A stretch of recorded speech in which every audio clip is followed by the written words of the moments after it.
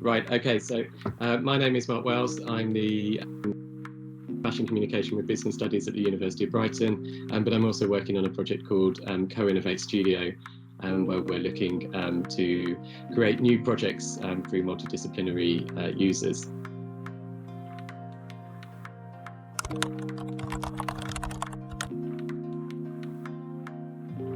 So, over to you. Can you introduce yourselves?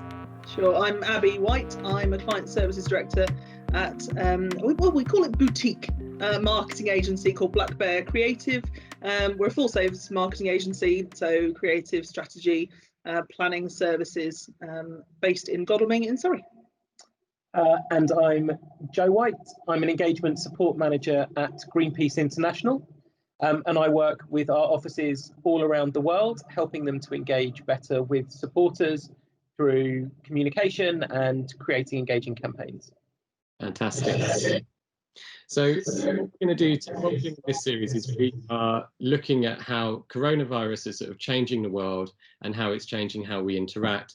But also we're looking at that power of collaboration, I guess, and how we can utilize some of those things as well. So really what I want to do today is to look at how coronavirus has changed the way that you both have been working, but also the challenges that this has created, and also maybe some of the opportunities that this has created as well. Cool. So for me, when I say boutique marketing agency, basically there's 4 of us full-time working at the agency, and then we have what we call a creative circle, or like a hub model. So we've always worked with freelancers. We've never had a full creative studio in-house. We don't have our own in-house copywriters, designers, art workers, anything like that. We outsource, and for us that's been a really kind of cost-effective and efficient way of getting the people that we need, so the right people for the right job. But it also meant that we were actually quite well for when everything went into lockdown. And I know some of the other bigger agencies had real kind of difficulty transitioning, because they went from being able to literally sit down face to face with the creative team, you know, talk through the brief, give them lots of stimulus materials, give them a really experiential brief, which helps the creative team to kind of do their best work. And all of a sudden they couldn't do that anymore. Whereas we had already kind of got into the practice of doing things remotely. So a lot of our freelancers aren't even based local to us. They're based up in London or different parts of the country. So we had already had to kind of put in place some processes to make sure we got the best creative work without being able to have that face-to-face contact. So in that sort of sense, coronavirus didn't really change that for us too much, other than kind of perhaps being even more limiting in terms of having face-to-face contact. But it has meant that throughout this, we've had to be more mindful of how to brief effectively and how to present effectively.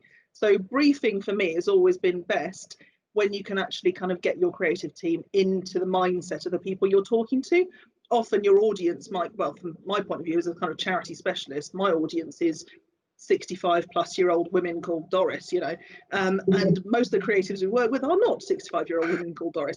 So we have to try and get them into the mindset of Doris. And, you know, Joe used to work with me at a creative agency, and we'd do things like, for example, going and Centrepoint once.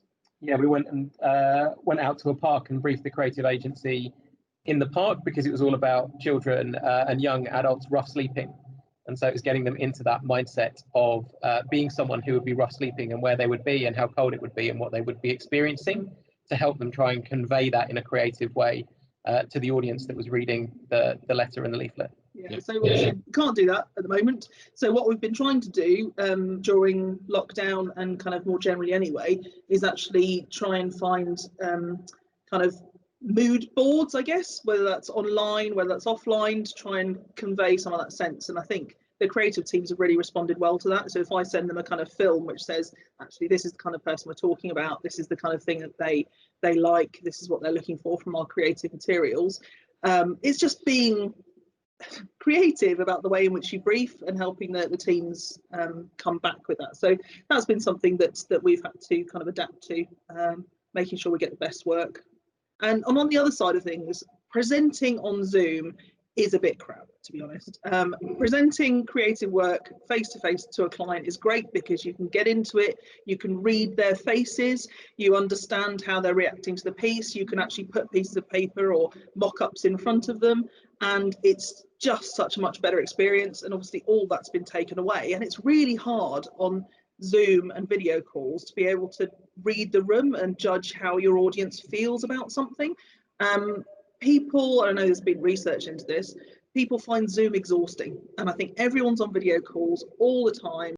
You just get a bit done with it, and I've had to pitch to people where they've turned their cameras off, and that is just the worst thing, because you're hoping to see, are they smiling, are they nodding, are they into it, and you get nothing. It's really hard, and I think part of what I've had to adapt to from coronavirus has been being more verbal communication, so actually asking more questions about how people are feeling rather than being able to rely on non-verbal communication, which is really hard, but I think that's important. Asking more questions, trying to get a bit more feedback and having conversation rather than relying on being in a room with somebody. And yeah, just everyone recognizing the limitations, I think, of video calling. It's not ideal, it's exhausting, so kind of be kind to each other and go, actually, do you need to take a break? Shall we go out and get a cup of tea and come back again? Don't expect people to sit there and be as engaged with you in an hour-long Zoom as they would have been face-to-face, I think. They'll just get bored. So you have to kind of deal with that and think of it in a slightly different way. What do you think some of the opportunities that it's creating though, for you? Is it, have you, you're sort of talking about how it's changing the way that you work, but has it created sort of ways to work in new ways that sort of changed it in a positive way? You're collaborating with people that might be further afield in different ways than you could have done before. Yeah, but I guess so, because we already had that sort of remote model. I don't think it's changed that much for me professionally in terms of opportunities, because so we were already kind of pretty well set up for that. In any case, I think the biggest change for me, I guess us as a family, has been personally, and I think that lockdown the first time when our daughter wasn't in school was God even knows how long it was, a long time, when we had a 4-year-old at home and both of us were working full time, and it was really hard. It was really hard. I probably had more nosebleeds and crying fits during those few months than I had at any other time.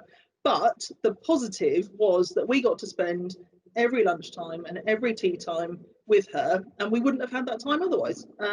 And so from a positive point of view, just being together as a family, enjoying the amazing weather, the paddling pool, all that kind of stuff, we never thought we would have that time with her at this point, because we both work full time. So she'd been in nursery and whatever. And so that was a real positive for us, having that time together. No matter how hard it was, I think that was a big bonus. Yeah, in the quality relationship, that we found the same as well, that it was really hard work, yet at the same time the quality of that time, we know that we'll never get back, and it was something to savor at the time, and we still try and make the most of it now as well. Joe, how about you?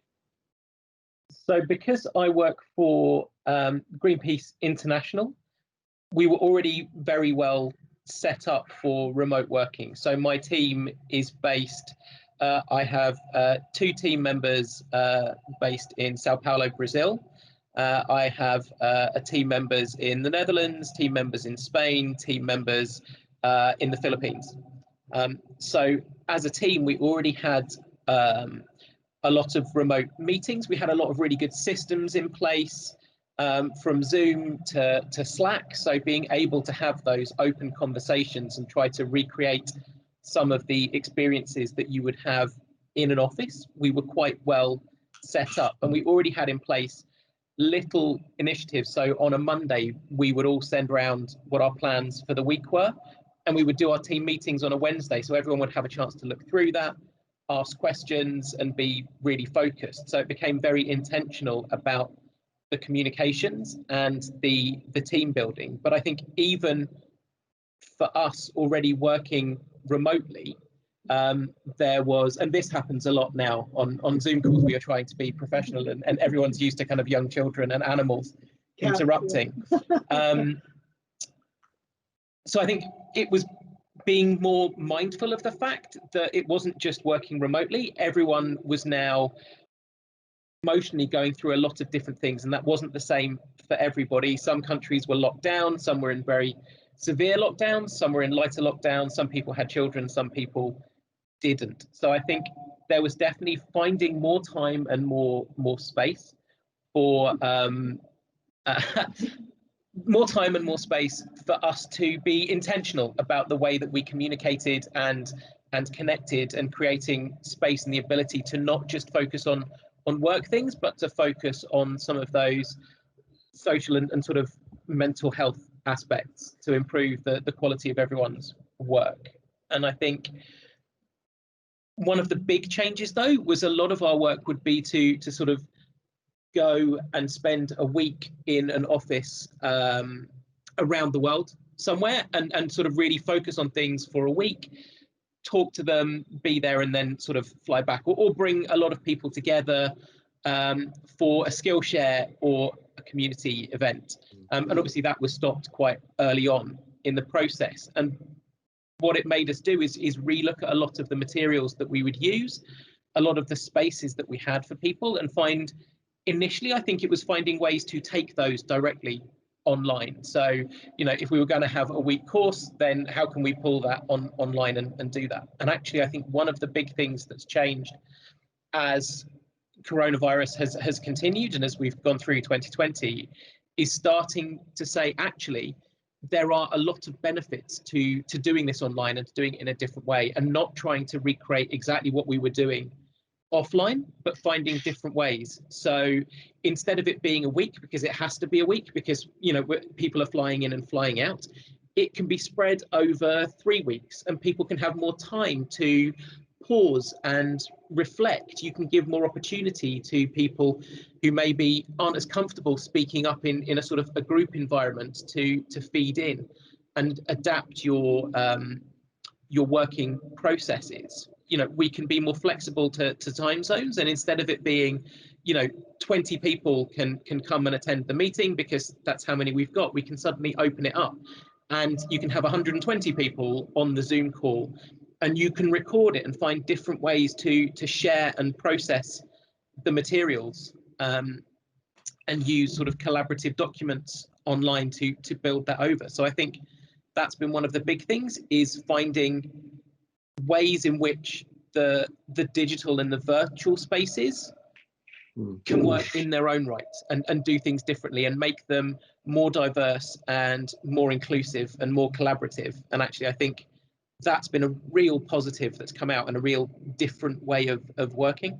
I think so. One of your points there is really important. It's about kind of not trying to directly replicate what you would do face to face.